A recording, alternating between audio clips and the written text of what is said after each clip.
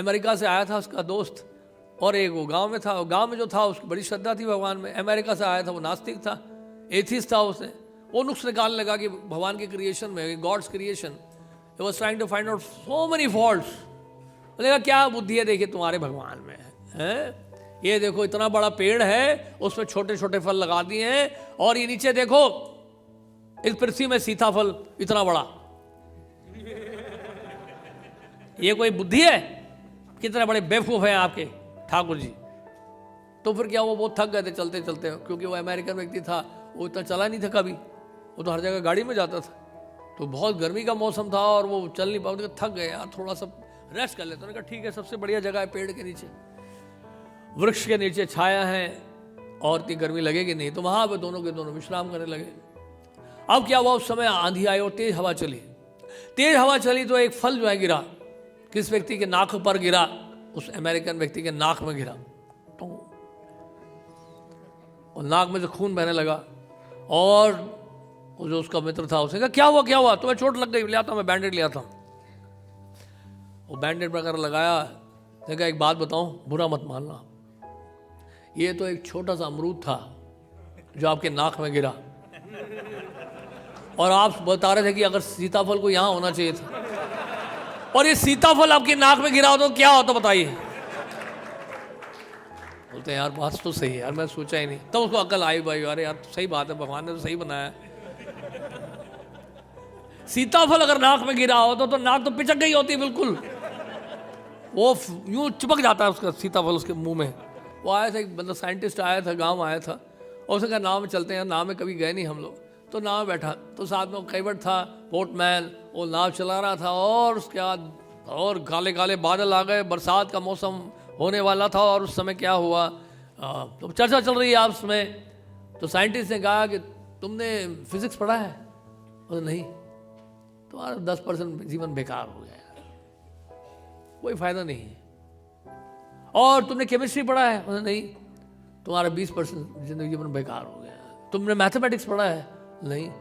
तुम्हारा तो 50% जीवन बेकार हो गया। तुमने बायोलॉजी पढ़ा है? नहीं, बायोलॉजी भी नहीं पढ़ा तुमने, तुम्हारा 70% जीवन बेकार हो गया। तो ऐसे करके वो बताने लगा।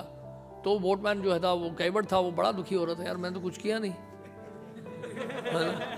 इतना सारा कुछ पूछे, मेरे को कुछ भी नहीं आता, ना फिजिक्स आता, ना केमिस्ट्री आता, ना बायोलॉजी आता, ना मैथमेटिक्स आता है।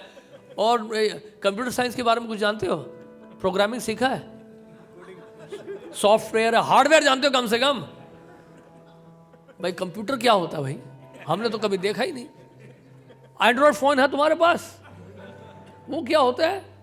हमारे गांव में तो टेलीफोन का कोई कनेक्शन ही नहीं है। अच्छा। और बहुत तेज तूफान आई, आंधी आई, और उसके बाद बरसात का मौसम होने लगा, और बरसात हो गई, और बस वो जो नदी का जो है पानी का लेवल जो है वो बढ़ने लगा।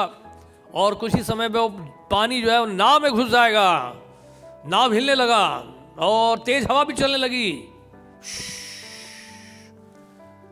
तो केवट ने कहा देखिए मामला बड़ा ख़राब है, आप देखिए मौसम बहुत ख़राब हो गया है, तेज़ बारिश हो रही है और तेज़ हवा चल रही है, कभी किसी भी समय नाव पलट सकती है। देखो ऐसा, आपको तैरना आता है?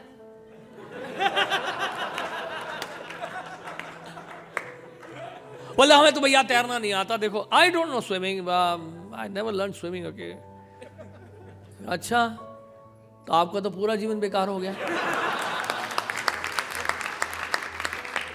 और केवट ने छलांग मारी नदी में, वो तैरता हुआ निकल गया, नदी पार कर गया, और ये भाई साहब जो है वहीं नाव में रह गए, वहीं डूब गए। इसलिए प्रभुपाद ने क्या बोला, अपने शिष्यों को क्या बोला, ये जो है योगी आपको सिखा रहा है कि इसे 25 साल तपस्या करके जो है नदी पार करके चले जाता है, पैदल चले जाता है, और हम यहाँ पर जो है 1 रुपया देके 50 पैसे देके जो है गंगा जी पार करके आ गए नाव से। हम 5 मिनट में 25 साल उसने बर्बाद कर दिए। प्रभुपाद ने फिर बोला ये तो केवल नदी पार करा रहा है ना, नदी तो पार कर रहा है, मैं तो तुम्हें भव सागर पार कराना सिखा रहा हूं।